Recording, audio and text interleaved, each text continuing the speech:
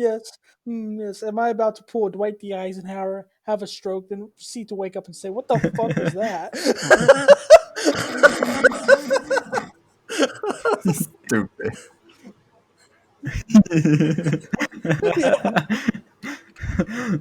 All The right. man just like, the fuck was that? I've got shit to do.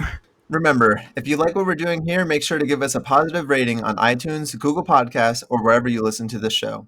Also, make sure to check out the YouTube channel at youtube.com/thatoneandrew, where full recordings of this podcast are posted along with a plethora of other videos. Check it out today and listen for yourself. Now, on to the show.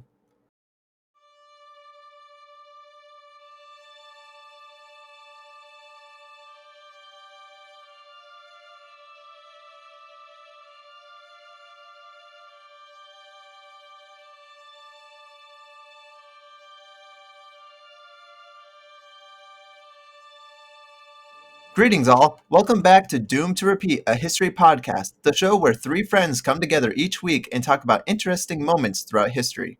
I'm your host, Andrew Rana, and today I am joined by the Scholar Ballers, Matthew and Levi. Today's topic is a continuation of our last episode where we delved deeper into the Napoleonic Wars. If you missed our last episode, make sure to check it out first before listening to this one.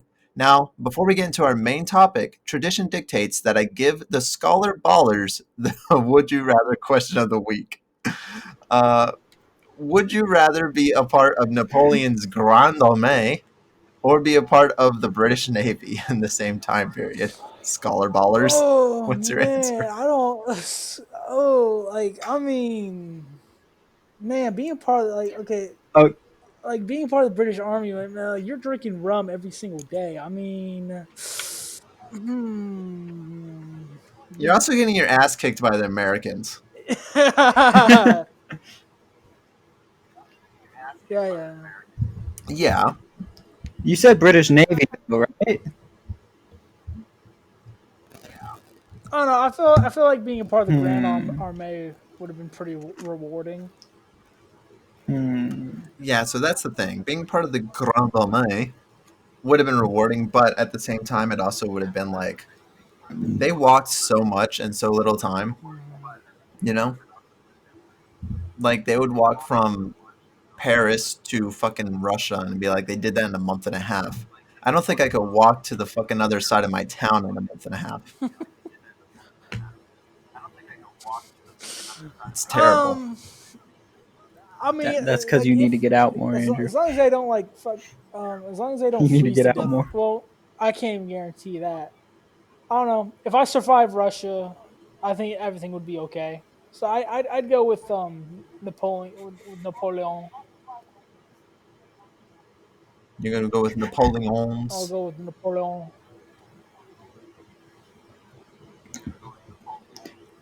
Um, I'm probably going to go with the British Navy because I'm just looking in terms of It's dangerous. longevity. It's dangerous at And that time yeah, period as it's well. brutal being on the high seas and stuff like that. But also at the same time, I know, I mean, yeah, yeah, but Napoleon's gonna lose eventually. Like, and his army basically gets decimated. So I I'm weighing my odds, and I'm thinking I have a better chance of like actual survival, like after my enlistment, if I just like chill in the British Navy, drinking rum in the Caribbean. That's my thought process. But I also wanted to talk about one other thing, Andrew. Don't you ever use that phrase again? I Oh swear to no, you guys are God, now known as that the was the Scholar Ballers dumbest from here on fucking out. thing I've ever heard in my life. Uh-huh. No, no, Maybe. that is garbage. Are we appealing to 10-year-olds? Are you trying? No, we're Watch not fucking appealing piss to all the middle goddamn schoolers because time. I just What the fuck you swear. talking I about? just Those swore. I little bitches swear are out there all be the like, what time. up, my fucking... Oh my god. Edward. Shut the fuck. I know especially YouTube's terms and policies when it comes to family-friendly yeah, No, no, content no, are no, going no, to be no, no, like, no. That's that. they only... said swear, so demonetized, or what they do is they blocked, have a or question on there pulled when you down. upload asking, is this made for kids? And I always hit no. So that means it doesn't go to like those kid channel things, but people can still watch it. Children can still watch swear words.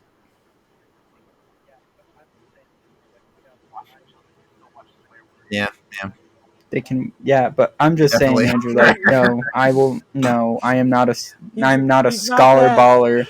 You're not like he's Weird not Out. that You're not he's not like that fucking Bill Nye the hipster Science Guy coming newly out with hired wacky high terms and school ways to teach history people. teacher that is like everybody thinks is Listen, super cool at first, but then they realize as soon as they get out of class they realize, wow, we really didn't learn anything today. listen, listen. I named Roger and Jake the bad boys of gaming, I mean, and you guys are the scholar I ballers. It's not that hard. I really don't give a fuck, man. I feel like we're Levi likes it. I'm He's not on board. saying I No. like it. I'm not saying I didn't say that. I didn't say that. Levi, I, Levi yeah. said he's unbiased. Um. He can't be bothered, is what he's saying. Oh, That's that's what he's fantastic. saying. He's not saying that You he all are likes wearing it. He's headsets, saying right? I cannot be Yes. bothered with this. Levi? Yes. Yes. Yes? We And know who would wear a Correct. headset? remove. Fucking ballers! Let's go! Let's go! All right. Well, ladies and gentlemen, that's the Would You Rather question of the week. Let us know your answer in the comments below, or I don't know, somewhere else. I don't know, email us, I guess. But we're going to move on to the main topic of the show, MTS. I'm trying to do like little topic things. Come on, guys, work with me here. So as we said earlier, this is our part 2 episode of the Napoleonic Wars. Cool. This episode is going to cover between the years 1800 and 1810. Last time on Doomed to Repeat, a history podcast, we talked about Napoleon being Corsican, because he is. And we talked about his upbringing in the military academy, his He's crusades through Italian. Italy, I believe it was Italy, and Egypt, the great battle of the watermelons, not the pyramids, as we learned, and him becoming the first consulate. Was it the first consulate or just the consul?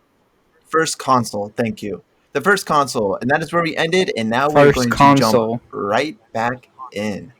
So which scholar baller would like to go first? I'm like mad you to go Because it's great. first. Why you It's gotta keep doing content! this? I want you to go first. You want me to go first? All right. Okay. I can discuss about how he is first for a short term in the French Republic elected as consul, and that is where we left off. He is consul. The French people still have a republic type of government, but after a little bit, they're kind of like, you know what? A lot of us really like this guy. Why don't we just make him, Was that I don't know, consul for life? Was that like the So general it's a mood, step like all up. throughout France? Very, Did very he really have slim. any opposition Go ahead. within France?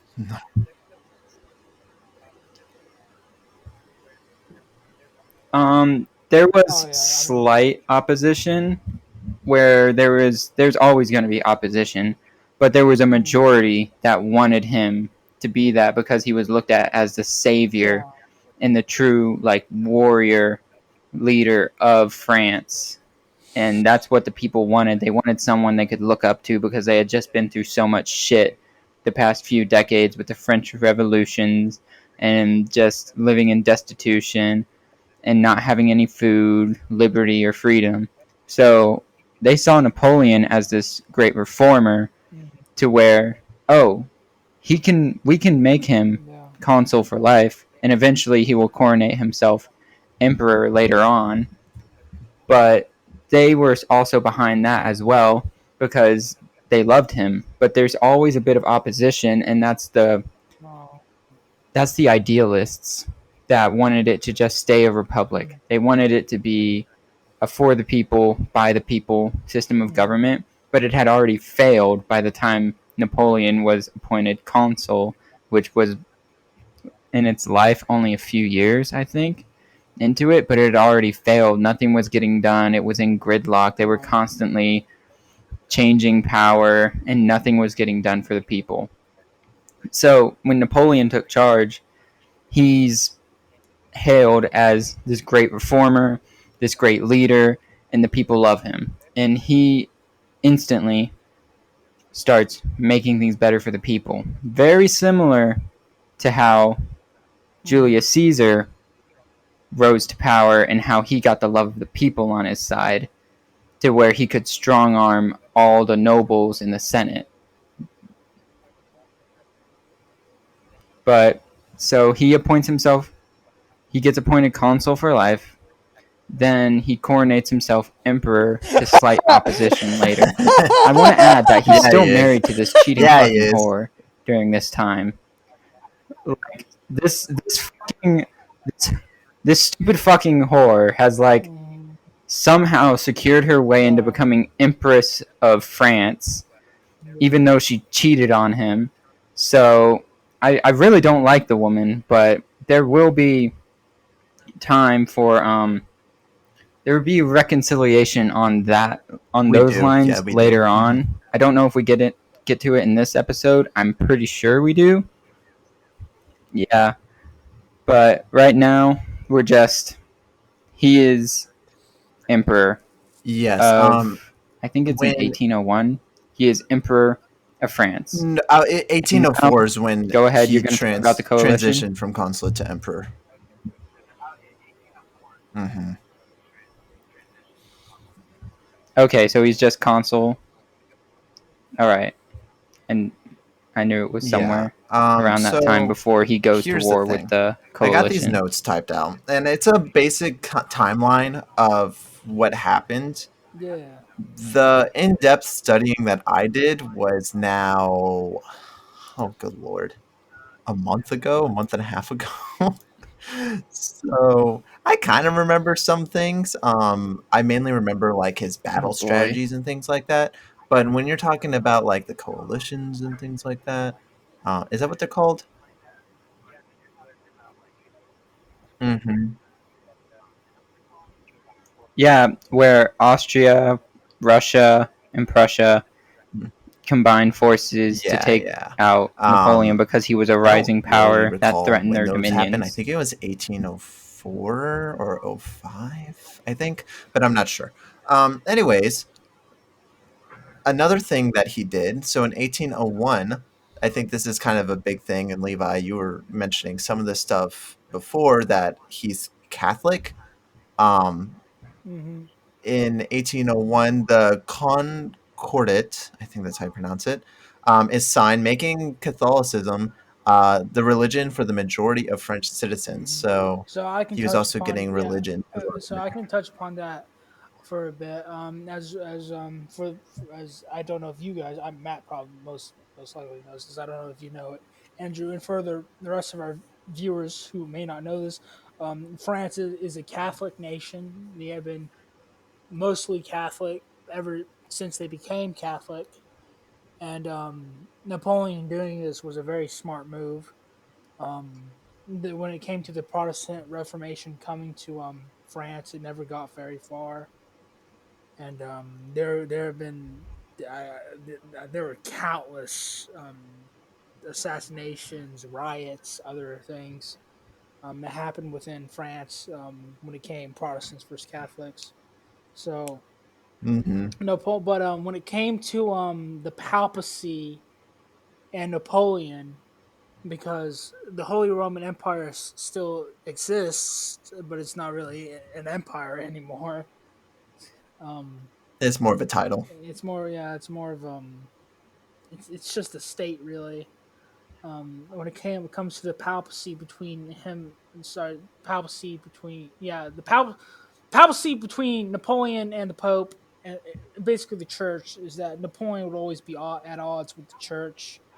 Um, really because um when you think of like old school Catholic leaders, they always adhere to the Pope. They always adhere to the Church, and they usually Hmm. do what the Church says to do. Napoleon kind of just disregards and just kind of like you can like make an argument and saying like this is one thing that I would compare this to, and this is a completely different person is Franco, who would be the Spanish dictator of Spain from like 1938 throughout the 1970s. Napoleon really is Hmm. he needs the Catholic Church for legitimacy to give him legitimate rule basically, and to give him a legitimate name. Yeah. So kind of like how Yeah, but Franco, he's not gonna like yeah. do what they say or Yeah, anything. yeah. So think about it like this: like there's like three parallels here, like between Napoleon and Franco. Like this is why I'm using Franco as an example. Is that one? They both need the military for legitimacy. They've secured that. They both need the church for legitimacy because, well, the country that they are in is mostly Catholic. And number three, Hmm. they they just have to have a title of legitimacy. So Napoleon becoming consul, and then Franco, who was a who would become the generalissimo um, after his victory, Generalissimo. generalissimo. So so All those are right. some key. So if anybody's ever planning on becoming a dictator, those are some key. Those like three. Those like that's a three-way step to becoming a dictator if you want to go that route. Have Follow leg- these easy three-step process of becoming a have dictator of your very own nation. have legitimacy with your military. Have legitimacy with the leading church. Have legitimacy. Just have a legit title. Be totally legit, bro, Just be and you got legit. this. Just be legit. But that really is what Napoleon is doing here at this time. Mhm. He's kind of playing to the Just be people legit. to make his reign secure. Because it's one thing to put yourself into power, but without the support of the people, it's kind of pointless. Definitely. But Napoleon definitely got the support of his people. No, That's for sure. definitely. So just a few little things. In 1802, Napoleon sends an army to recontrol Saint Domingue, Saint, Domingue. I don't know how do you pronounce it. A colony in the West Indies. That was like a little thing that happened. In 1802, he also becomes the first consul for life, mhm. and then this is where things get a little interesting. I would say most people, but believe it or not, a lot of people don't know about the Louisiana Purchase. But we do know that in America, America, no, seriously, like We the t- schools I teach at, I'm talking like fifth graders, so real like quick. they don't know. I was going to say real quick. We kind of Yeah, touched upon it last episode, but we're going to go more in depth in on this episode because we kind of about the Louisiana yeah, we Purchase. kind of just joked about it in the last episode. So I Basically, was going to go like a little in depth. yeah, go So yeah, the yeah, thing is, go ahead, yeah, Napoleon is setting up. He's setting up the dominoes right now, and yeah. what he wants, he doesn't want to control Europe. Napoleon wants to control the world. He wants to become the next British Empire. Mhm. Um, and he's doing these small little things. He's getting the support of his people. He's making sure that his colonies are in control.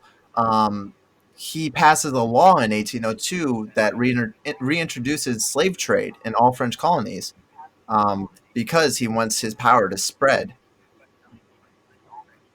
but not on mainland France. Yes, but But the not on thing is, mainland Napoleon France. was planning an army to go invade America. He was going to take over the Americas. Maybe not the United States specifically first, but his plan was to go into the Americas and start controlling over there.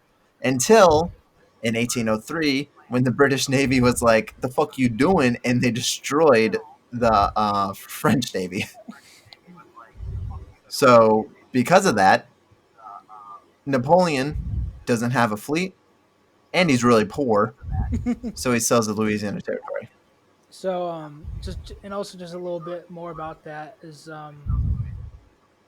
Napoleon knows is that with that land that they have, and considering that he doesn't have a fleet anymore, the British could technically just swoop on down and start taking that land, and Yeah. Hmm. they'd really have no opposition to doing so. So Napoleon not wanting to be responsible for losing like basically losing all this land to an invasion that he really can't stop or wouldn't have been able to stop. He sells. to the United States government. Pretty cheap, by the way. Um, Like 2 cents an acre or something like that, 4 cents an acre. It's so cheap. It's pretty ridiculously cheap. pretty cheap, like especially for that time period. Um, so that way, not Mm-hmm. only does he gets the British off his back, but now if the British do want to invade the lands that are contained within the Louisiana Purchase, it is now the United States' problem to deal with, which they never do. Mm-hmm. They stay up in Canada. So And I do want to point this out. I know this is about France, but I want to say that it's Napoleon rising to power and kind of being a thorn in the British's side was like the perfect situation for America. France really did make the United States. As most people should know, France helped us out in the Revolutionary War we both to share, beat the British. but both nations And share. then Oh, I was going to say something. Both nations share a statue together. they do. But and then it was because of France that we doubled our size, Mm, which was very helpful. And then, of course, it was like you're saying, the British could have come down and taken over. If you recall, in the War of 1812, is that what it's called? 1812. yeah. The British took over DC. They were doing their march. They were coming Yes. down, and if they wanted to, and were fully focused on the United States, they Mm. could have taken the Oh United yeah. States. But they weren't. Yeah, yeah, yeah. They did. Like they could have taken Oh, they America, burned down the White but they House. were a little too distracted with other things, so they couldn't. Um, but so I just want to thank our French bros out there. Thank you, because we'd all be drinking tea and riding trolleys if it weren't for you. You know what? I Not mean, a Bugs people in Bunny thing where California they just already saw off do. So California. We could do that, right? We could do that. It's already kind of cracked from the fault line there. Yeah, man. All we need to do is just detonate a nuclear bomb that's on not this. the Yeah, it's a San Andreas transform fault fault. On line. the whole state. On the whole state. No, we're Just just said Let's wrong, let's wrong fault. let's just Wrong drop type a of nuke fault. on This is a California and transform call it a fault. day. Eventually, it's gonna be up anyway. by Alaska. Talking Anyways, going back. You know what? That's fine. That's fine. But yeah, Unleash the I sun. did also write in my notes that Feel this it, basically Sunny makes the D. U.S. the mitochondria. I thought it was a good analogy. So no, yeah, you Shut, shut the you fuck up. you really want to Shut get beat the up. fuck up.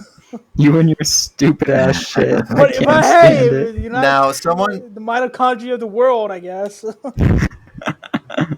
yeah, definitely. Anyway, Um, do one of you want to take it on to like? I know some wars are starting up over here. There's things with Austria. They're starting their shit again. There's a Prussia oh, conflict going on. it's almost as if Um, there's going to be like I believe it's like a 10-year long war where millions of people will That's later. die. A the most continual war bloodshed on Europe in ever. European history.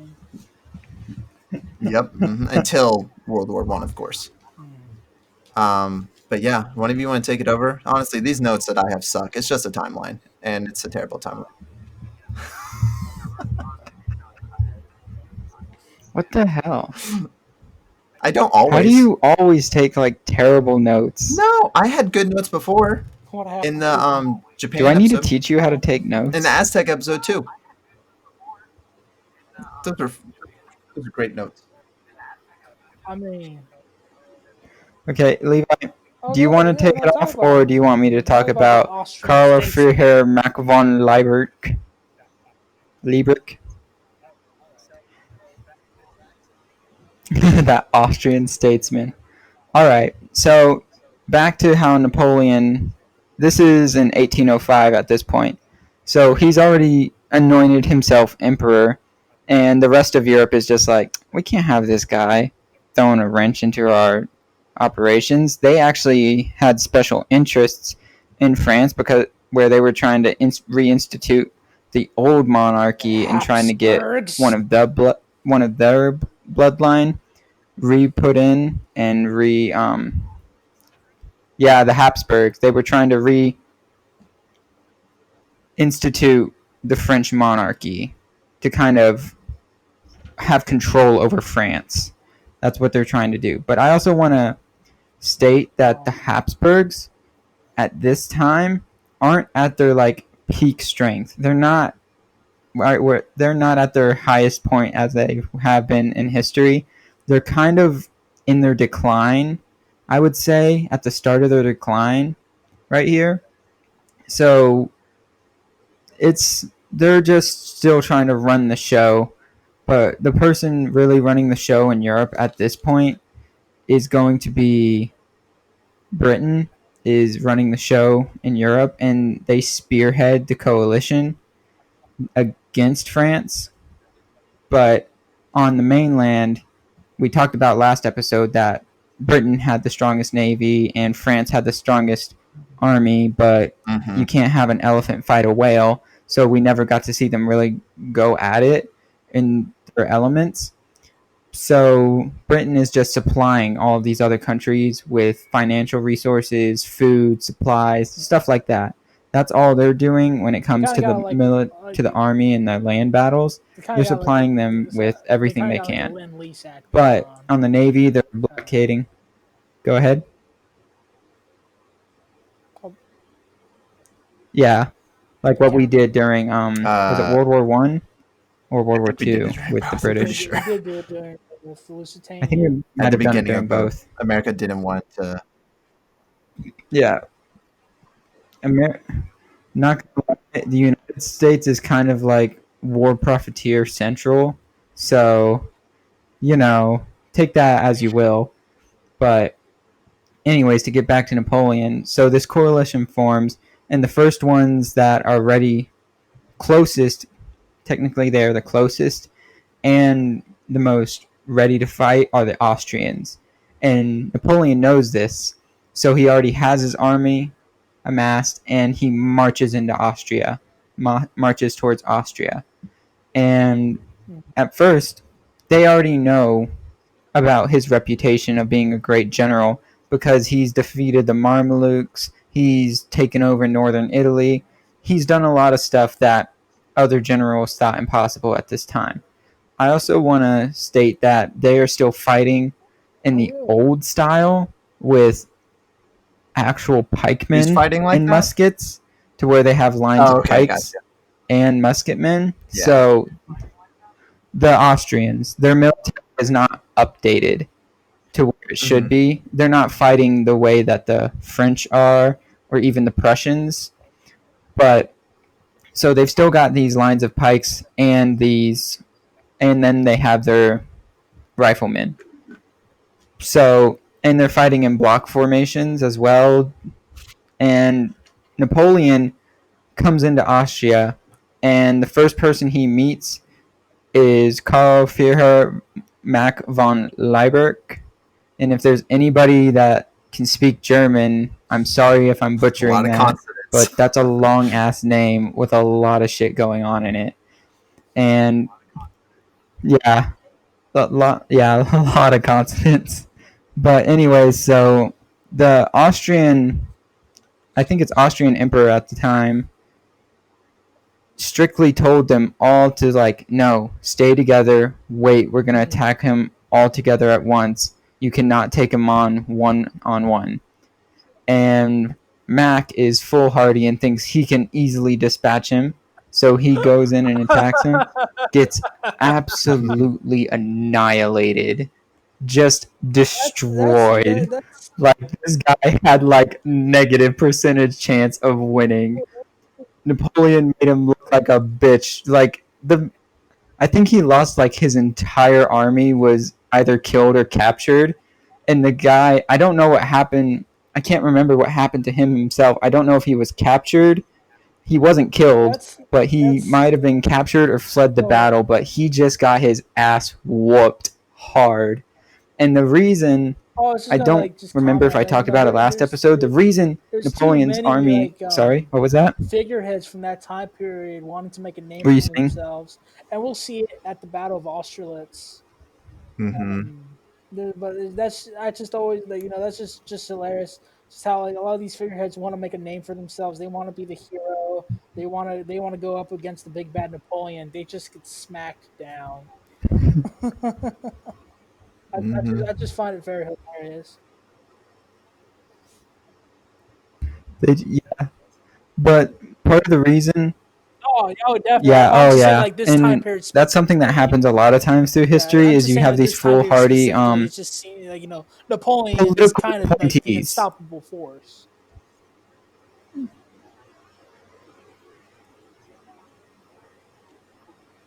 Yeah, and whoever can beat him is going to have glory, honor, and accolades towards them for the rest of their life because they defeated the great Napoleon. But so he beats him easily.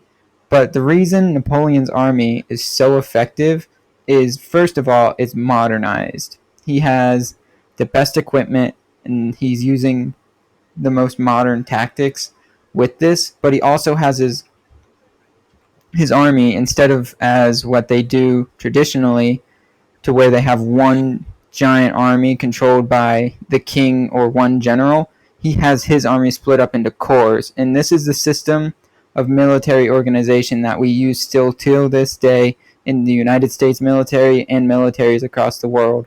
It's to where each corps is comprised of about 20,000 men, and it can operate on its own. It has its own artillery batteries, it has its own cavalry, it has its own supply train, it has its own infantry, it has its own marshal that's in charge, and they can each operate independently without Napoleon personally being there to control it. And this is what gives him the edge. This is So, modern warfare to them. This is completely so, revolutionary to all so, to all the generals. yeah, it's modern What? warfare.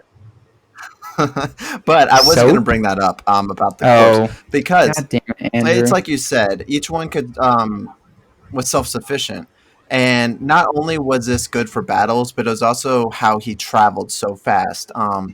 When he left Paris and um, traveled to wherever, Prussia, Russia, Austria, whatever. He wasn't moving as one giant army. There were all these Austria. smaller armies moving, and they would get to places so much faster because they didn't have to wait for everyone. So he would move quickly, he would move decisively, and he really liked flanking people. He really liked making traps for people, which they almost always fell for, and he really liked cannons. And when you take those three things plus all these small armies and combine them together, you got a recipe to where you're going to win 95% of your battles, which is what Napoleon did. Almost every single battle that he fought, aside from like 7 battles, I think, and most were near the end, he won. And it was because of these tactics. But I wanted to bring that up about the It's really, corpse. I would say it was like really the organization. That's really all it comes down to, because like if you got an army that's organized, you already have one advantage over Well, your opponent. it's And having it's organization, but it's oh, go ahead, go ahead. no, go ahead. I was going to say it's organization, but it's also the way that they train their men. We're going to talk about a little later when we do finally go up to Prussia that there's this one general. I'm sure one of you have him written down somewhere, but they I were all got kind of moving up together because they knew the Prussians were going to sneak attack them. And one of the corps, is that how you say it? Corps? Yeah, one of the corps. Yeah, yeah. Yeah. Core. So one of the corps Like like accidentally went off, and CORE, they ended but up it's spelled fighting like the entire CORPS. Prussian army, this one corps of 20,000, but they won because they're better equipped, they're better trained, Yeah. and you have so it's like it's all that together that made his army Oh unstoppable. yeah, but I was also saying, but it was that organization, that Mm-hmm. that's Mm-hmm. Yeah. that is very key, and we'll see it at the Battle of Austria. I know I'm talking. I don't want to say Austerlitz a lot, but like it's really that is Napoleon's grand That's the best. grandest achievement, the Mm-hmm. Battle of the Three Emperors. Mm-hmm. Definitely, yeah.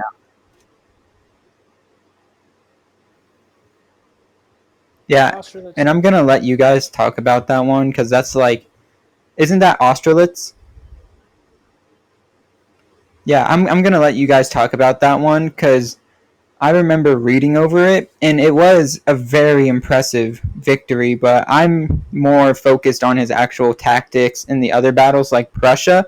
I knew exactly what battle you were talking about there, Andrew. I think I have it written. I do have it written down right here, and it is Mhm. just, oh my god, it is just Jesus. What he does to them is so spectacular. But with these, his main tactics are he usually doesn't have his entire army there. Hi, everybody. Andrew here. Sorry for that interruption, but we had little technical difficulties, so we're just going to be jumping right back into where we think we were around. So if it's a little off, don't worry about it. We will get back to where we were. Now, right back to the show. All right, Okay, Matthew, you're talking about something with the French croissants or something? I don't know. no, shut up. Stop being stupid. But, anyways, Let's go, you scholar baller. Let us have it. stop. You are so awful. You're just wasting time with this stupid Matthew, bullshit. talk, Oh my talk, god. talk. But, anyways, I remember we were talking about the cores and how effective they were. You guys went Mhm, off on a tangent. You started talking about the Prussian campaign.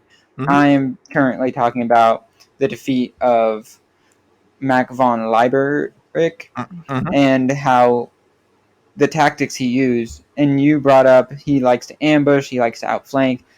He has brought back ancient tactics of combat. He has brought back the pincer movement because combat during this time in Europe was it's a gentleman's bout to where you have the men line up and just shoot at each other. And Yeah. then when one has had enough, they will withdraw and you can decide to pursue or do the gentlemanly thing and let them withdraw. But now Napoleon's like, fuck that shit, I'm here to win. So Mhm. he will use everything at his disposal to beat the enemy. He will outflank you. He will send his cavalry to chase you down after the battle is over. He will hunt you. He will blast you away with concentrated cannon fire. Whereas before, cannon fire was more to just like kind of a. It wasn't very accurate. It was more used to make fear in the enemy Yeah. because the thought of getting hit by a cannonball is terrifying.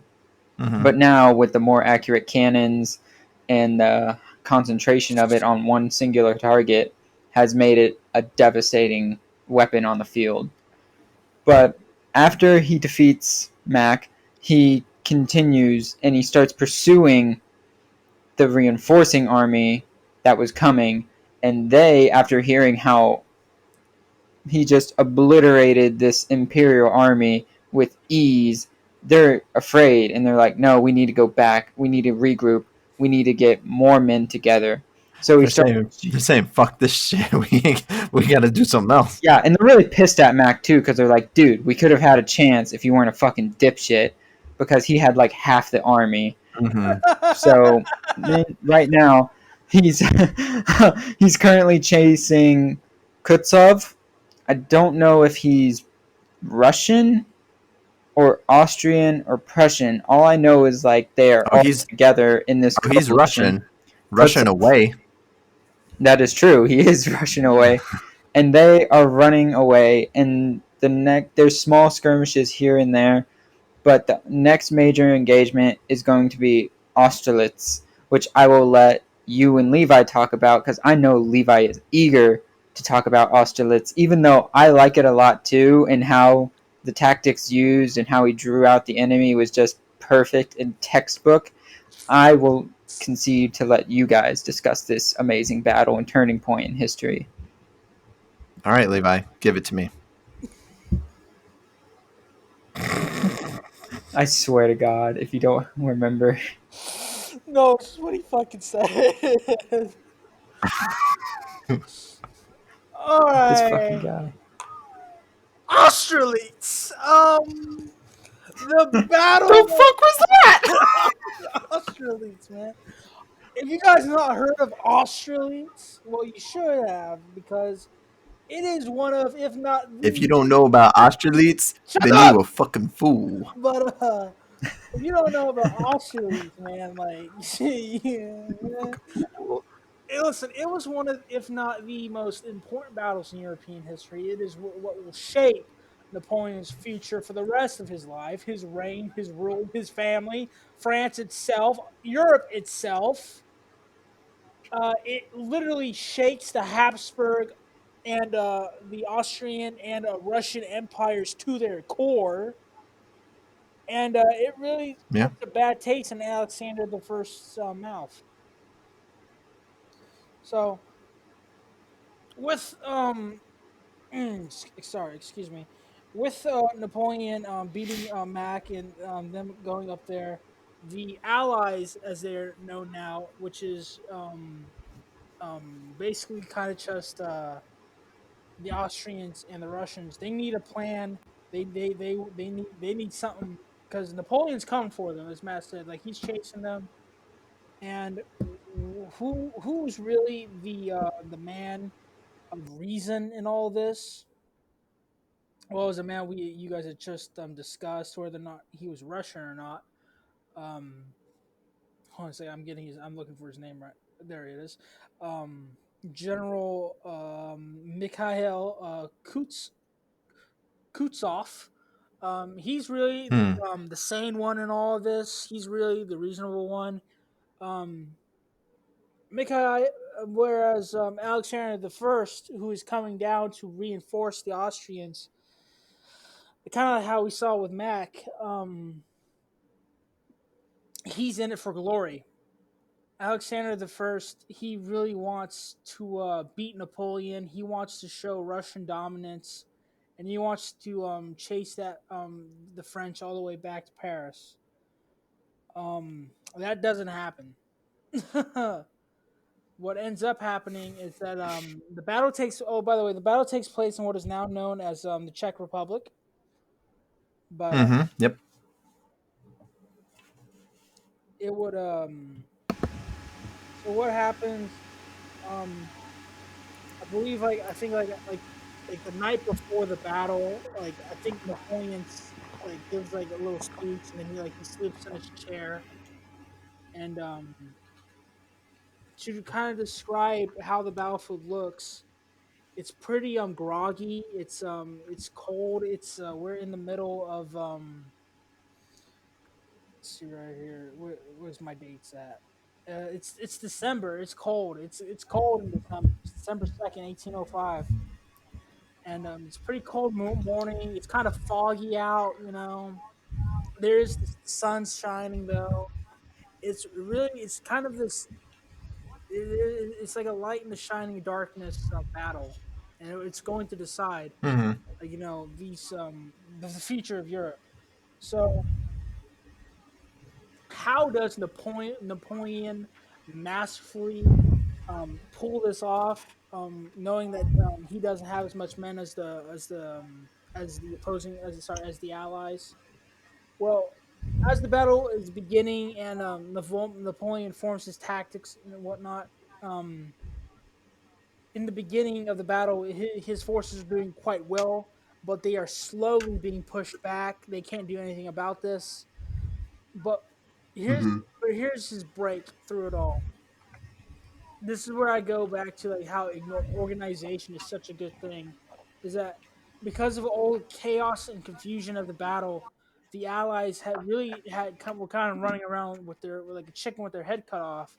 Orders weren't getting sent to the right commanders, or orders weren't correct at all. Um, Mm-hmm. they were highly disorganized. Like they knew that they had they were pushing the French back, but they didn't know how much.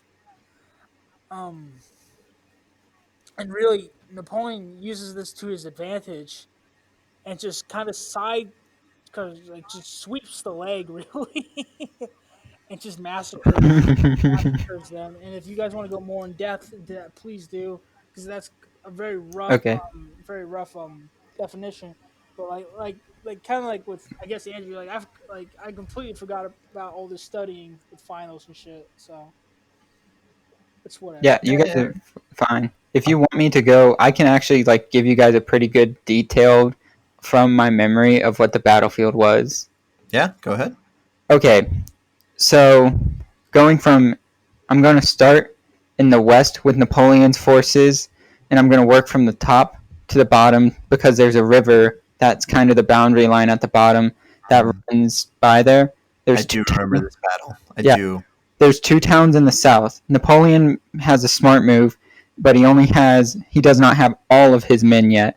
So he sends 1 corps to hold both towns, and mostly infantry, and holds all of his cavalry from those corps in reserve in the north with him. He is on a high ground, not a plateau, because there's a plateau across from him where the Allies have set up all of their batteries and where they have most of their men camping overnight. And so his big problem right now is to get the enemy off the hill, because fighting an uphill battle is almost always a losing battle, and you're never going to win unless you have 10-1 men and you're willing to sacrifice men willy-nilly. So he has a majority of his forces on the high ground, Napoleon does, that he has, and he's sheltered by forests up there, and he has his cavalry hidden in reserve in the forest to where you can't really tell how much he has. But the only thing that they can really see, the Allies, that they can really see, is they can see that he has a full corps in these villages to the south that's bordered by the river at the bottom. And in their heads, they're thinking, all right, we need to attack now at sunrise, and we need to we need to cut him off from these forces, and we need to crush these forces here so that he'll have less men. What the Allies don't know is there is a relief corps coming in still that Napoleon's planning on and waiting for, and that's going to come and reinforce his southern flank and make it to where he'll be able to hold the town. And that's exactly what he wants them to do, is to come off the plateau, try and crush through the town. So Napoleon, at the start of the battle, it goes exactly as he plans. The infantry starts leaving the plateau from the Allies' position, and they go directly for the towns. And the fierce battling ensues. The French are losing a little ground, but they are able to hold, and it's kind of a stalemate at this point. Napoleon is holding the rest of his forces, waiting for them to get impatient and commit the rest of their infantry from the top of the plateau and move their batteries to where they have a better advantage of the towns. And a little bit into the battle, this is exactly what happens. The Allies get impatient, the emperors do, and they send in more of their infantry reserves to crush the town and take them finally. Napoleon, seeing this and not having his reinforcements arrive yet, sends out some more infantry reserves down to the south to help bolster the town and hold his middle flank. He's trying to hold his middle at this point to where they can't outflank the town and they can't outflank him. Mm-hmm. And it draws this whole line all the way up to Napoleon's position. Everywhere is engaged, but the cannons now are not facing Napoleon and his main force. They're facing the town and shelling the town. It's shelling the Allies and Napoleon's men alike because they don't care. So, seeing this opportunity, he dispatches a couple battalions of cavalry to go around through this one little hole that he has in the line and go through. But right while he's doing that, the Russian cavalry comes in and the Allied cavalry, and they go do a direct charge towards Napoleon's position. So he has to commit less of the cavalry that he wanted to towards this area, to where it's only a few battalions of cavalry are going to go, and their main goal is to wipe out the guns, to make the guns silent. Seeing this unfold, the generals and the Allies panic because Napoleon's cavalry is superior in training to the Russian and Allied cavalry. So they hold them off, and they're holding them, and there's a giant cavalry battle ensues. Napoleon then commits the rest of his infantry that he has there to start to press the attack. Right as this is happening, the reinforcements of the last corps arrives in the south to bolster the men in the villages. And after they bolster the men there, they start slowly gaining ground. After they've bolstered the men in the villages, the cavalry that has broken through and taken out the guns comes around the backside and slams into the enemy infantry that has been attacking the town and turns it into a rout. And they just crush the line all the way up towards the north, and send it into a complete rout. There is a story from this where the enemy men were running across the frozen river, and Mm-hmm. Napoleon was shooting cannonballs at it and having like thousands of men freeze to death in the river. Yeah, It by was only falling maybe a in. few hundred, Yes. but this was a decisive victory to where the enemy outnumbered him, I'm pretty sure 2-1 at least. They had the high ground, they had the strategic position, but their overconfidence and they overplayed their hand to where Napoleon was able to completely wipe them out, have less casualties than the enemy, and cause a complete rout of the enemy army. He Yeah, defeated 3 emperors by himself. just to give you a little spark notes real quick. It was Napoleon had about 65,000 men and the enemy had about 95,000 men, Yeah, not and terrible. Napoleon lost 1,300 were killed. The enemy lost 16,000. So a little bit of a difference there. And yeah, it was a complete rout. This is one of those battles that I mentioned this name dropped in the last episode, but I want to do it again. Epic History TV on YouTube. Go on there.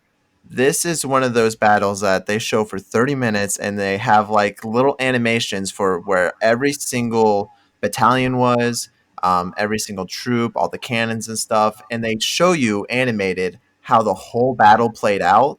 And it's really amazing to see. And they talk about like all the strategies and things like that, and what Napoleon did exactly to win. And they do also mention the how they were escaping on the frozen lake, and Napoleon was like, fire the cannons on the lake to make them drown and things like that. So, but yeah, that was a really good that was a good explanation of what the battle was. And like we said earlier, this led to them being like, shit, Napoleon, he's the leader of Europe. He wins. This Yeah. cements Napoleon. Well, This cements Napoleon as the force to be reckoned with, and it sent shockwaves to Yeah, Britain, who are now kind of definitely. crapping their pants after seeing this. Definitely, definitely. But the one but the one state that kind of thinks that all this is just fooey, Prussia, which they Prussia, yeah. Prussia's like, oh, whatever, we could still take them. I the just Prussia I just want to gets their gets what's coming to them. yeah, with the fallout from the Battle of Austerlitz is that the coalition is broken up because Austria basically gets forced into having to sue for peace because their army is destroyed. They have no way to combat it. I'm pretty sure the French marched to the Austrian capital of Vienna and they're like, "Hey, make peace or we're going to like raise your city to the ground." And they strong arm the Austrians into leaving the coalition, which now is only, I think, Prussia, Britain, and Russia. But Prussia hasn't been active in any of these battles so far. It was just Russia and Austria, I think. Prussia is historically, they are the badasses of Europe at this point. They are the ones that just before this had recently beat Russia for autonomy. They did a lot to prove themselves. They historically had the winged hussars and they had these great lancers, this amazing cavalry, but they're living on their past accolades. They haven't done anything for a while. Their army isn't properly trained, isn't properly armed, but it is massive. I think it's like 120,000 men is the size of the Prussian army at this time that they can call up. And I just want to state that Prussia, for all of the listeners, is basically Germany right now. That's what Prussia is. Prussia is Germany before it becomes Well, Germany. It will become. it's one of What? the Go ahead. it's one of the German states. Yeah, Yeah, but because it's not it's just the one. Germany. It's bigger than that. It's the one responsible It is for like creating Germany. I know it turns into Poland and Belgium and that, but like it is also responsible. Prussia is responsible for the creation of Germany and the Germany we know. Yeah, Prussia is well militarily yes, but um, when it comes to Prussia, yes, Prussia is the powerhouse and is the biggest of all the other German states. So It's the mitochondria of Europe. shut up. Shut up. But so the fallout of Austerlitz is Austria is out of the coalition. They have been subdued. They are willing to sign a treaty and pay tribute to the French because there's nothing they can do. They have been bested.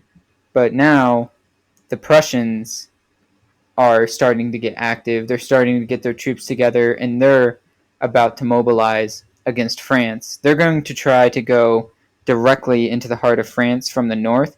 So to quickly address this, Napoleon goes on the offensive. This is, I think, 2 years later in 1807. Yeah, so at this point, the Third Coalition collapsed when Yes. the Treaty of, was it Pressburg, I think, was signed after Napoleon won against Austria. And like immediately, it was a few months later, it's like, okay, we'll make the Fourth Coalition. And then the Fourth Coalition came around, and that was Britain, Prussia, Russia. Were there any others? I don't know if Sweden was a part of it at this time, but I know think that some of it the might have Norwegian countries. Hmm. Yeah, like Saxony or something. Yeah. But they made the Fourth Coalition, and then yeah, Prussia was like, we're just gonna go into France, and Napoleon was like, no, you ain't. Yeah. So Prussia and Russia are allies. Russia said that they would reinforce Prussia, but Prussia is, again, what we see time and time again, ambitious. They want to be the ones to take down Napoleon. They want to show that we have this reputation for a reason And, of bringing these great warriors, and we can easily take out this guy. and but Hmm. and Go ahead, Levi. and to comment on that, I mean, when it comes to the Prussian military at this time, they have one. They have the if not sorry, they have one of if not the best cavalry in the world at this time, and Yep. but they are so hindered by this lack of war. Really, um, they haven't really been fighting too much until Napoleon comes. Until they want to take on Napoleon. So and they also have just a very strict and by this time period just ancient military code really. So when looking at Prussia versus France, we're kind of seeing old Europe versus the new Europe, kind of. At least that's the way I perceive it as. Hmm. I agree. I agree. Yep. Yeah, I wholeheartedly agree with that statement.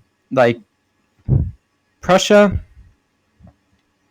is usually left alone by the rest of Europe because they are also one of the powers at the time that kind of dictates to these other areas, which Napoleon will use to his advantage, Mm, where he will get some Germans and I think the Saxony is the one that sides with Prussia at the start, mm, but Napoleon will get some of the German lords in sort of central northern modern Germany. I can't remember the name of the territories that join him, but he will get some of these lords to side with him to help bolster his troops and help understand the terrain that he's going into, sort of as like advanced scouts. And when Napoleon goes up to Prussia, he immediately outflanks them. mm. They had a defensive line set up, and he immediately outflanked it because Yeah. his troops are just moving so fast in their corps that the Prussians, found out that, oh, they're on the other side of the river and they're already like 15 miles past our position. We've got to pull back. So it turns into a game of cat and mouse to where you would expect Napoleon to be the mouse in this situation because he has a smaller force, Mm. but he is actually the cat, constantly trying to find out where the main Prussian army is. and this is going to all culminate in, I think. Okay, so he's in Prussia in 1806, to where he has a small engagement in Saxony, to where he wins easily. It's nothing really noteworthy, but after this, in June of 1807, comes the Battle of Friedland. Oh boy. Oh boy. This is what you were talking about earlier, Andrew, to where that one corps met the Held entire off. Prussian Yeah. army and just beat the fuck out of them. Yeah, because the one corps went up there, and Napoleon was expecting the whole army to go south towards him, but they didn't. They went the other way towards that one corps, and I don't remember. You wouldn't happen to have the general written down. It was like one of Napoleon's old generals and friends and stuff like that. I think it might have been Marshal Lannes. I think it was Marshall. And this dude met the entire Prussian army and was like, all right, give them hell, boys. And he did. He held them all. It was So, amazing. are you guys okay if I talk about this battle? I don't want to step on anybody's toes or take away from anything. It's just I loved this battle as well. Definitely not stepping on anybody's toes. Yeah, go ahead. Go ahead. Okay, so the Battle of Friedland starts when one corps in the south, not Napoleon's main attachment, not himself, but one of his corps finds what they think is the main Prussian army, but it's not. It's a bunch of smaller Prussian armies under other generals, and they find this out after crossing a bridge. So they set up a defensive line and they get prepared for this battle to come. And the Prussians, when they see the French there in the low area at the bridge, they think to themselves, this is the time to attack. They're all not here. They're in a choke point. We can easily overwhelm them. So they immediately start their attack. They have already sent a message to the main Prussian army and to the other Prussian armies that are still around, hey, we've found Napoleon. He is here. We have there's only a small bit of his force right now. We're going to attack. So the problem with this, though, is the communication lines fail so many times, especially with these larger, older trained armies. And it just, I don't know, never reaches them, or the main Prussian army was trying to get across the river a few miles to the north to outflank. I don't remember exactly what happened. All I know is the main Prussian army did not deviate from its path and was going directly that way. So Napoleon hears word that to his understanding, they found the main Prussian army. So he hastily brings the corps that he has with him to that exact position, to where I don't remember the number of the corps, but the first corps has found the enemy and is about to engage. And he starts quickly organizing a defensive line because he knows he doesn't have the troops to go on the offensive right now.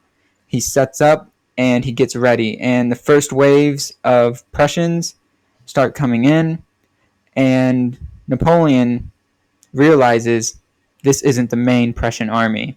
And he's kind of disappointed at that because he wanted to meet Frederick Wilhelm III. He wanted to meet him face to face in battle and beat him. But he understands that, all right, I need to focus on the battle right now. Little do the Prussians know, there was already another corps on that side of the river, but they were to the southwest, and they're coming up kind of to where they'll be behind the enemy once they're engaged into the French. So this battle is going on, and the Prussians had the high ground. The Prussians had the advantage, and they just blunder it and piss it away. And Napoleon expertly defends them and puts his men, who are better trained and more combat hardened than the Prussians, and he slowly starts pushing them back. Then he sends a corps around the north to go around the enemy lines and outflank them. and then the enemy launches their cavalry in, and I think with only a few cavalry detachments, he sends them there and routs the famous Prussian cavalry with his French cavalry. And after that happens and the enemy cavalry leaves the battlefield, it just turns into basically a full rout. They become disorganized. The generals start fighting amongst each other about what to do, and he comes in, he envelops them, the front enemy line that had been pushing against the French, and sends them back. Enemy reinforcements, however, did come in, but they were quickly outflanked by the French reinforcements that came in directly from the southwest that enveloped them there, and they were in the battle probably 10 minutes before they fled. So Napoleon, a little upset that he didn't meet the main Prussian army, but he's happy that he has struck this victory against a large amount. I don't remember the actual battle numbers, but at the start he had less men than the Prussians, but by the end he did have more men. But that was the more men isn't what won him the battle. What won him the battle was his troops in general. So that's the first part of the Battle of Friedland. The second part of the Battle of Friedland is up in the north, to where the entire Prussian army is moving to still try and outflank, or they have heard of the defeat of the Prussian army down there, so they are trying to run away to new defensive positions and trying to get to a city. And this is when Marshal Lannes runs into the entire Prussian army. He is in a little town on a hill, and he sees the 40,000 men just marching, and he has one corps of, I don't think it's 20,000 men. He's outnumbered by a lot. He looked at this as like, oh fuck, I've just run into something pretty fucking bad. And he's like, I'm outnumbered. Even the best tacticians are like, you still don't want those bad odds of to where like, I've got great men, I've got great tactics, we have great training, but we're still outnumbered by a lot. One of the other French generals that I can't remember, but he is notorious for being a flake and fucking sucking, was supposed to go and reinforce him. He sent word by Ryder, like, hey, come reinforce me. I've encountered the entire Prussian army. And that guy just fucked off. That guy just like, whatever, I'm not going to listen to you, and just did his own thing. Never showed up. So Marshal Lannes is like, I guess I'm on my own. And he tells all of his men, we're going to hold this line. And that's exactly what they do. The Prussian cavalry comes out directly at them. He sets his men in square formation. They fight off the Prussian cavalry. They have whatever artillery they have firing on the enemy infantry advance. They rout the Russian cavalry from their square formations, but they have taken heavy losses. The enemy infantry is marching forward up the hill. They're doing everything they can to keep them at bay. A brutal melee ensues to where the Prussians are right there with the French, but the French hold out. And they prove that to a man, they are worth multiple Prussians.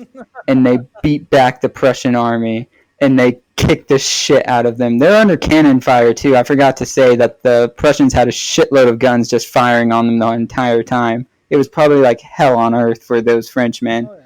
They take heavy casualties, but this one corps manages to rout the entire Prussian army.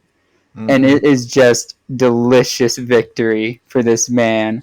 This general, he still doesn't like that he lost a lot of men. He doesn't like that he wasn't reinforced. He doesn't like that he was in that situation. But he comes out with the glory, the honor, the accolades of he beat the entire Prussian army by himself. And Napoleon personally congratulates himself and reprimands the dickhead that didn't come to reinforce him. Fire that motherfucker. Like, yeah, he was like, dude, what the fuck, man? Like, he told you, and he was just like, well, I didn't want to fight it. They were outnumbered. I thought they were going to lose. Court-martialed him, all kinds of shit. And by the way, When it comes I would have thrown him out right when it there. comes to military trials, especially in like the French military, they usually don't go so well for the defendants. That is true. That is true. Um, so yeah, I mean, with this battle, that's really the French beating Prussia. Like after that, there are some more skirmishes and stuff ensuing afterwards, but nothing major. And Napoleon marches up, and it's like, "Yo, this is mine now. I beat you." So Matt, I got a quick question. Yes, he. Oh, Go I ahead. was gonna say it's about like 4:18 here. You got to go to work here soon. Yeah, you guys are good. We've got probably like another 20 minutes. Good thing of where I live is I don't live too far away from work, so Okay. I'll be okay. I am watching the time, and I'll give you guys like a 5 minutes heads up for we've got another like 15, 20 minutes that we can talk, Okay. which is I think enough time to get I through the mean, rest of this to talk about how um, yeah, we Russia can. actually gives Napoleon his first stalemate here because no, that's the second time he goes into Russia. Right now, Russia just kind of backs off and Yeah, was like, Russia's cool with them right now. yeah, Russia was part of the coalition, but they're like, he just beat the fuck out of the Prussians, and like, I have no desire to Uh go to huh. war with him right now. And he actually, he makes a peace treaty with Napoleon, and they actually become really good friends. Napoleon and Alexander the First, they Allegedly. become, yeah. Well, from what all the historical texts, it shows that they were actually very good friends and had a From lot in common. from Like they were like, Napoleon's side of you. But I mean, if you just look at it for a second, like Russia's been against you this whole time, and then you just beat Prussia. Of course, Russia's gonna be like, "Hey, yeah, we're good friends now." but that's I don't. normal. That's normal throughout all of history. I Like don't you think. beat But the I only don't. reason. That friendship lasted like only a couple of years. That quote unquote friendship. I think that was Russia buying time. They're being like, "Listen, Oh, definitely. we can't beat this guy right now. I don't like him. I've fought him many times. I want to beat him, but the way to play, keep your enemies closer." So I think to Napoleon, maybe he was like, "Hey, this is my friend," but I think to the Russian general, I forgot his name, um, but I don't think I'm just saying, I don't think it was a true friendship for him. I think it was more of a, "Hey, bro," kind of like you're the friend to the bully in school, like, "Hey, You we're can still friends, right?" no, But you can still have true friends that are also eventually your enemy. Like you can have somebody who is a but rival and be best friends. Like you can have great friendships and have people who you but the don't thing like. is, it's not like becomes their enemy. He already is the enemy. You know what I mean? Like it Yeah, was an enemy before and an enemy after. I think it was an enemy during too. They just didn't want to fight because they knew you they couldn't beat can. him yet. Maybe you don't understand what I'm meaning by friend in this time. I mean that they admired each other, that they gave each other mutual respect. That is what friendship was. They had common interests, and that is what it was. It's not like how me and Levi are friends. It's Well, not yeah, like that. that's what I'm But saying. It's like they're not actual but friends. friendship, no, they are friends in a sense that Okay, they are not what we see as friendship, but I'm back no, then it was not viewed even as that. friendship. I wouldn't say that they were friends. Just like Napoleon was probably friends with his generals. Like that was probably real friendship to him. He was not a real friend to this Russian. They were friendly, yes, in like the sense of military and fighting and stuff. Yes, you could say they were friendly, but I don't think Napoleon was ever like, "Hey, I want to," or not even Napoleon, because I think Napoleon was duped and was like, "Ah, he's a real friend," but I don't think the Russian leader was ever like, "Oh, I want to call up No, Napoleon no, and no. I get don't some think whiskey and Napoleon stuff." was ever duped by him. I'm pretty sure that he was just, they genuinely, when hostilities were put aside, and to Napoleon, he always had that in the back of his mind like, these people could betray me There's at any still time, yes, but you can still have a friendship with somebody that you know could possibly betray you. You can still have a friendship with somebody who you have a treaty with. You can enjoy each other's company and the conversations you have even though you might one day be enemies again. it's just I don't. I think the time period's too short. I think. I feel like it's just comes down to like a line of respect, because Alexander still held a title. He's still the emperor of Russia. Yeah. So you gotta play. You just gotta play politics, Yeah, and I think that's what it was. It's kind of like, you know, But I agree. it's Like the perfect analogy. I think it's kind of like Trump in, I don't know, say Kim Jong Un. Like people were saying, "Oh, there's a friendship there," and Trump was like, "Ah, yeah, we're friends and stuff." They're not fucking friends. They're not. Like that's all for show. I think They they're were much showing extent, him mutual respect. yeah. but that's what I'm saying is the extent of what Napoleon and the Russian leaders' friendship was. I think it was the same thing as that. Like, That sure, is that is mutual respect. traditionally back then a show of mutual respect is a sign of friendship between two I really peoples. feel like you guys are like wasting all your brain cells on this. Yeah, I'm wasting a lot of time on this, but I just want to like get it to not just him but also the audience. Like friendship had a different definition back then, which is all I'm trying to say. And Andrew is still trying to connect it to modern day friendship, which yes, No, no, it is not it's not even equated to modern that. day. It's not even modern day because Napoleon had plenty of real friends and friendships in his army. His generals he was genuine friends with. But I'm saying this Russian guy, I don't think they were genuine friends. I think it was all fake. All of it. No, This is a no. this is a Believe what you want to No. believe, but I think it was. Okay, I understand what a you're getting at, but free, there's different types of friendships, Andrew. this is a freezing temperature IQ conversation, and I think it is well. It really I think it has is. well been discussed, and I think that you're both are right and you both are wrong. Now let us continue. Okay. Well, continuing in, Napoleon beats Prussia, Yeah. and he's in there, and then he's kind of messing around, looking around in here, and he stumbles around, and he's still married at this time to Josephine. Sadly, he's still in that cuck territory. He's still kind of wandering around in there, You you know. motherfucker. But in 1809, he's like, you know what? I'm tired of being a cuck. I'm the motherfucking emperor. So he gets rid of that hoe bag.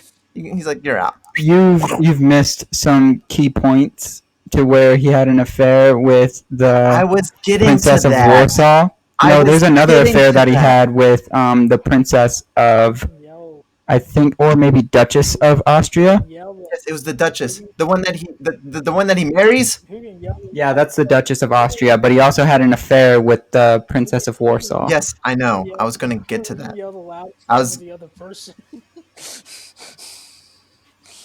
I was gonna say Napoleon getting rid of his cuckery was like, you know what? I don't even need to divorce her. Yeah, because like the intent of divorce was already there, but he was like, I got this princess right here. Hey, what's up, honey? You know I'm an emperor. You know I've beaten all these nations. You want to come over and all right? I'll rock your Prussia. No, I don't know.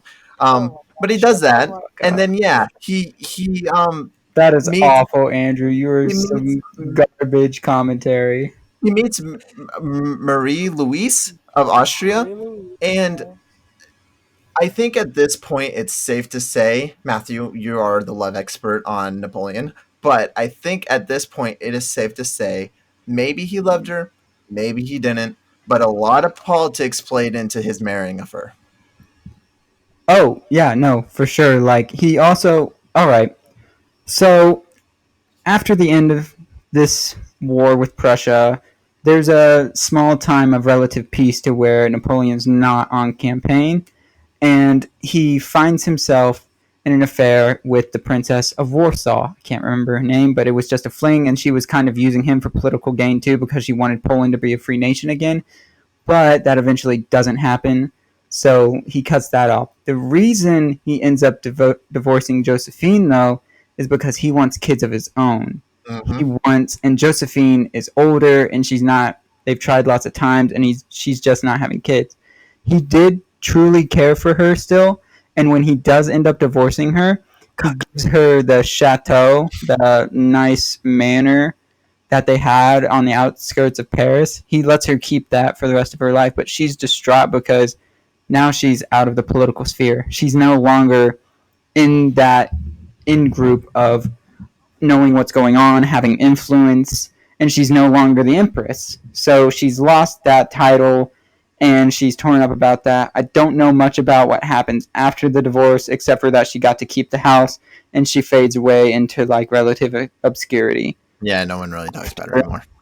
Yeah. After this, though, yes, he does marry Marie, the Duchess of Austria, and I think she gives him like 2 kids, I 2 sons, I think. It's 1 or 2. I can't remember. I know it's like real fast on the first one, like yeah, the second that they marry, it's like boom, kid. yeah, they had a kid really, really fast. But also during this time, so Spain and France have been like allies, and France has kind of been helping out the Spanish monarchy, but the Spanish monarchy is looked at as corrupt, mischievous. I'm trying to think of the word. I think corrupted. No, there's one other word, and I can't think of it. Sexual impropriety is what only thing I can come up with right now. But yeah, stuff like that. That is what they are looked at. They're looked at as vagabonds, and it's a very staunchly Catholic country. And Napoleon has been backing Manuel Godi, who is the minister of Spain, but something goes wrong. And there's Napoleon is just like, fuck it, they're my ally, but they're a bunch of fucking idiots and degenerates. And he goes kind of on this holy crusade against the Spanish monarchy because he's like, they're degenerates. They're not that one of God. They're not good people. I will go in and clean it myself. And he sends in his generals. Yeah, okay. He doesn't go himself first. He sends his generals. And his generals, the generals without Napoleon, bunch of fucking buffoons. I would say Spain and Napoleon trying to do something about Spain is the first subtle sign of his downfall. Because up to this point, Napoleon's gone in firsthand and smacked everyone around. No matter where in Egypt, he smacked them around. Austria, he smacked them around. Prussia, smacked them around. Italy, smacked them around. And then this Spain ordeal happens. And for whatever reason, he's married, he has kids, he's getting kids, he's doing things now. And Spain is having a whole hufflepuff over here. And for whatever reason, against his, this is a stain on his legacy. He sends in his generals. And it's like you said, they do not do well. I will say, originally, though, he sent in his generals to help the Spanish take over Portugal, which they successfully did. They took over Portugal for a second. And they had French garrisons there. But you are correct, as in, once he tries to overthrow the Spanish monarchy and Spanish government, it all goes to hell in a handbasket really fast, because the Spanish, historically, the Spanish are very, very rowdy people. They will fight foreign oppressors tooth and nail. They do not like being ruled by a foreign power. They are probably, like, if you look at it, the ones who have like the most successful revolutions, if there's no outside acting powers on them, they're the most successful in like throwing out foreign invaders. Because this whole Spanish conflict goes on for way too long. The British actually get like involved on foot. Like foot soldiers land there and they get involved. Napoleon eventually has to go down himself and handle things, but even then, he never really wins in Spain. It kind of ends. I will say that there's a lot of Levi, you can go ahead. I was just it kind of just fizzles out really for him in that situation. Mm-hmm. Yeah, it just kind of he just kind of stops. All right, I just want to set the stage of what's going on. So his generals went directly for Madrid. They take the city of Madrid, and the Spanish fight back with brutal tactics. They lure the French out of the city and into a narrow pass. Mm-hmm. And they're killing the French in droves. They've got them in this pass, and it's just a killing box, and the generals just keep throwing men in there, and they keep dying. They were like, take that pass. But at the same time that Madrid had its uprising, Seville had an uprising, Barcelona had an uprising, and I think maybe one other city, big city in Spain, had an uprising. And they're just fighting the French garrisons the whole time. And this is the Mm-hmm. point when Napoleon himself comes in with his best generals and he sends them in and he's like, all right, brutal reprisals. Any resistance will be met with brutal reprisals, and he just stomps the Spanish resistance into dust.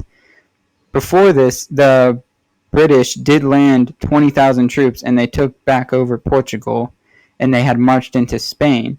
But upon hearing that Napoleon was Oh now my in Spain gosh. himself, they ran the fuck away. I They were can. like, oh shit. I think Because the that best. was the whole.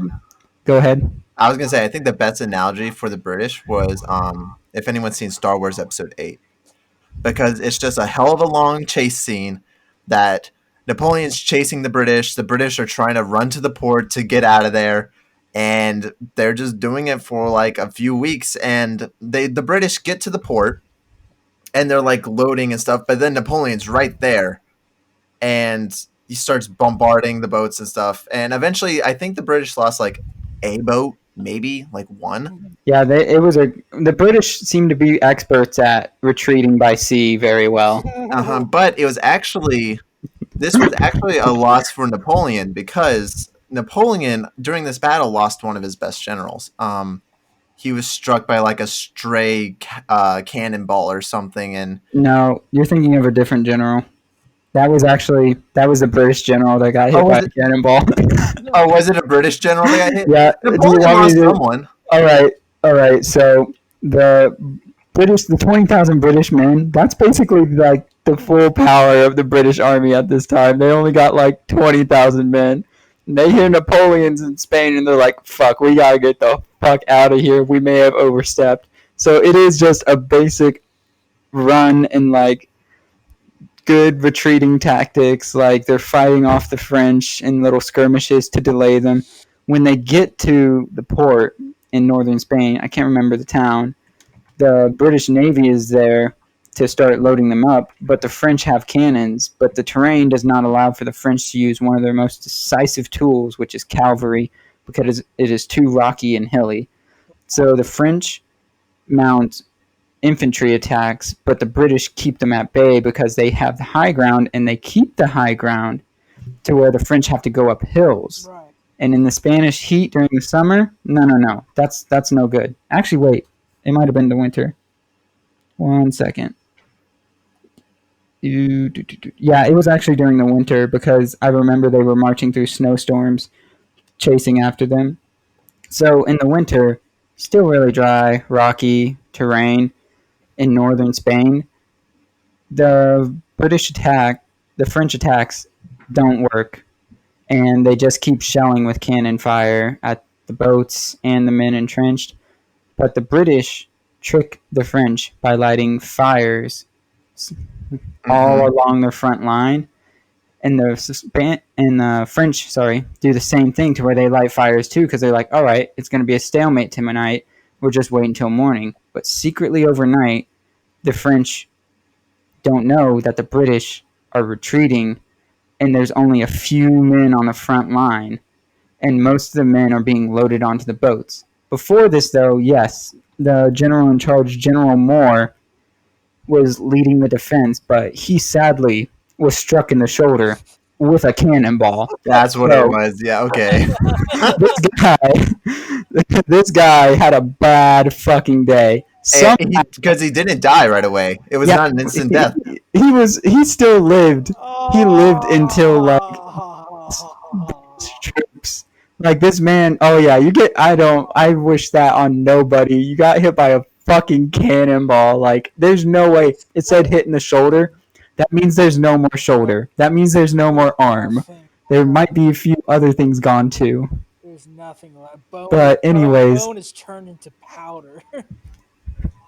oh yeah, so anyways, General Moore is alive long enough to see the evacuation undergo and see his men get away safely, and he dies there like near the time that the last troops are boarding. But I've got to say, General Moore, hate him, like him because he's the British, or you wanted Napoleon to win, or something like that. Man's fucking a hoss. Fucking took a cannonball and survived for like 12, 15 hours afterwards.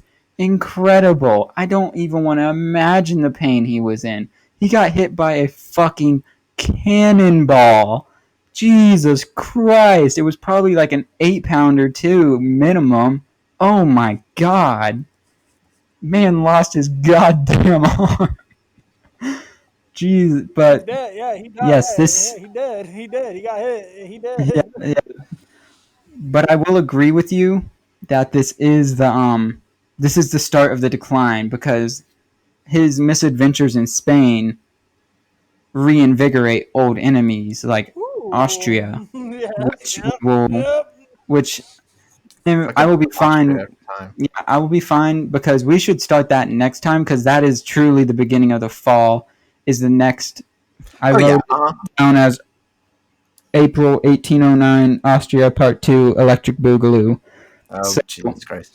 But yeah, I was um gonna have this be the end of part two for the Napoleonic Wars because this is the beginning of the fall of Napoleon. yeah, Because after this, he has his Russian campaign, which spoiler doesn't go well. I just Um, want to state that he gets very impatient. He starts breaking his own rules that he sets. That's when it starts to fall. Yep. yeah, definitely. So, but yeah, that'll be it for this part two of the Napoleonic Wars. Do we have any other comments or Hey, questions over hey, what we we did. talked We about this day or today? Or hey, we did the episode finally. woo, yeah. Yeah. My plan is since Christmas is coming up soon that we will do part three of the Napoleonic Wars, the final part next week, and then we will decide what our next topic will be. Maybe we'll tone it down a little bit, go back to just talking about a broad, generalization of a country through a time period. One Let's talk episode. about World War One. I did. I Yeah. actually brought up something to Andrew while you were having technical difficulties, Matthew. Um, I Yeah. Yes. recently We'll was. talk about it after the episode. Yeah. Yeah. Yeah. Yeah. Yeah. Yeah. Okay. Okay. Yeah, just so the audience doesn't get their hopes up or anything. Yeah. So we'll talk about that after. But for everyone else, thank you for listening. Make sure you go to the YouTube channel, youtube.com/Andrew, and also give us a positive rating and everything. Subscribe to us everywhere. Tell your friends about it. Even, you know what? Tell your enemies about it. Tell everyone about Doomed to Repeat History Podcast. It helps out a lot. Um, and yeah, with that being said, we will see you in the next episode with part three of the Napoleonic Wars. Thank you for listening. You've been great. Goodbye. Bye. Have a beautiful time.